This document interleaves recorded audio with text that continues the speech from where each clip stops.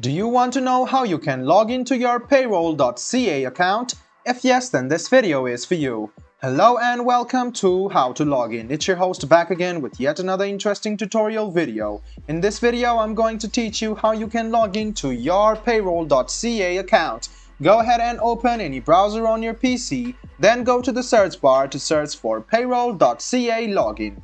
You can see that this is the official site of payroll services in Canada. Go ahead and click on the first link which appears on your screen. Then it will take you to this page. The next step is to click Login, which you can see on the top right hand side. Click on it and it will take you to the official login portal of Payroll.ca. You can see that you can log in using your email address. So go ahead and write down your email address in this first box over here. Then go to the password box and write down your password. After you write down your password, make sure to check it by clicking on this eye icon over here. Then what you need to do is click sign in. This way you can successfully sign in to your Payroll.ca account.